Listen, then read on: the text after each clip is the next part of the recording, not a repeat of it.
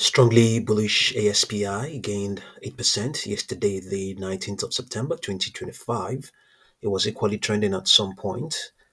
Let's see what we have.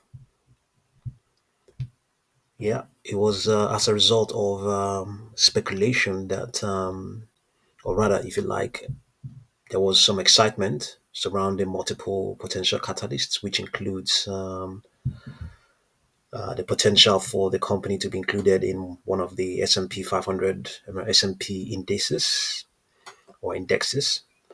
And there was also unusual option activity in that session. And there's also the prospects of updates on any sample shipments and early revenue generation and much more. So as things stand right now, rather as of the close of that session, the extrapolation was saying that strength will remain in place up till Monday, the 22nd, and then after that, we may go into a contraction of the expansion that began early this month. You know, outside that, upper projections of rather Fibonacci projections, yeah, to the upside and also to the downside. We have from the least as of then, as of yesterday, the 19th, $5.48, 6.27, 7.54, 10.21, 11.17, 11.77. Did it print any intraday high? Yes, it printed 10.51 yesterday. Yeah, 10.51. It is yes, it's validating projection of 10.21. Yeah. Price pressure momentums. Let's see what we have. They're strongly bullish. They are in trend mode. However, the two moving averages, the 10 and 21 day moving averages, they have negative derivatives indicating that the stock is facing resistance. Yeah, it's facing a lot of resistance. Yeah, and positions that were opened during, especially possibly during that session, may have. No, as a matter of fact, it's been facing a lot of resistance. Okay, well, it's just been. I don't know. I would say there's probably a mix of things going on here.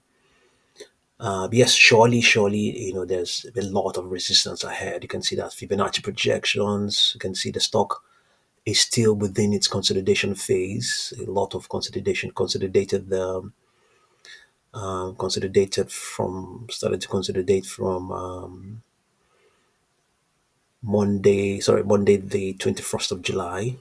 Yeah, started to consolidate then, and yeah, still consolidating as a matter of fact, even though it's been showing strength since early September, still, but it's still within that, approaching that consolidation phase, approaching them. So yes, it's having it's well, by some to some extent that can be good. It gives it's indicating that volatility is not that. Would I say volatility? I think volatility is most certainly is there. It provides dips and bounces. Dips and bounces. That's what it's just indicating. And in the midst of all of that, the trend of those moving averages are still such that they are, steep, pointing to the upside steeply. But in the midst of all of that, pullbacks happen and then bounces and those kind of things. So let's see whether we can validate that on the 4 hour chart. On the 4 hour chart, let's see what we have. Extrapolation is saying it's going to remain strong up to Monday midday. Volume prices all the same, so the same sort of projections we saw on the daily chart. Let's see what we have here. Here we have on the daily chart, on the 4 hour chart, nothing like that. It is robustly, but it doesn't tell the whole picture. Even though they are all robustly positive, it does not mean that they were not undulating. They were not undulating. It doesn't mean that they were not. That's usually the case. They will always undulate, and they must not be negative. So we don't we do, even if we don't see negative values here, it does not mean that because they don't remain constant. They keep changing. People buy, sell, and you see Um, People taking profits. Some people are not going to wait for the stock to reach the moon before they take their profits. They are only in there for a 10% profit. And you don't exactly know how much they've invested. If they've invested $1 million, that's a tidy sum. That's a tidy profit. So yeah, so it will always undulate on but rather unfortunately on the daily chart, it has the values are negative.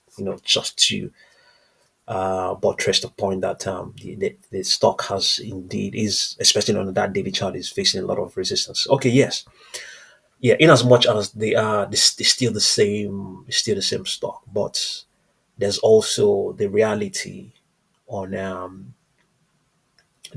of every chart. The reality of every chart. The 4 hour chart is also different from the daily chart, even though to some extent, you could say the 4 hour chart is a magnification of the daily chart. So, yeah, on the daily chart, it's different. It is different. There's a resistance there, and it may be here as well. It is here. It may be here as well.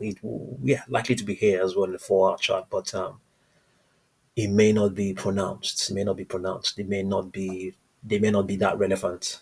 Their relevance or their impact may be different on the daily chart. That's probably why we have those negative derivatives there. But surely, every stock has resistances it has to face.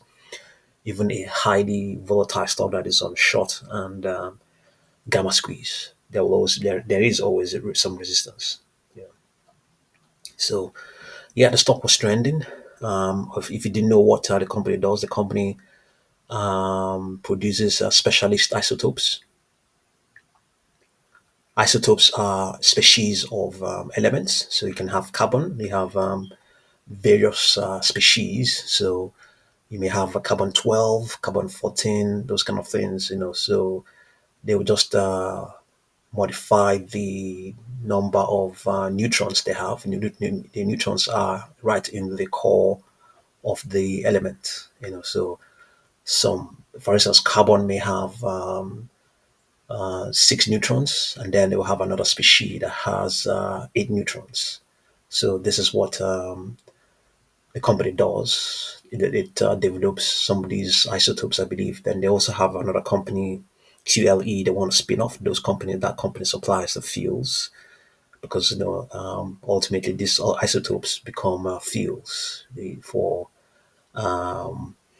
nuclear reactors, for farms, and for a couple of pharmaceuticals as well too. So yeah, that's what's going on. Yesterday was trending. Yeah, so have a look and see what you make of ASPI, and I'll continue to update you. Thank you very much for watching this video.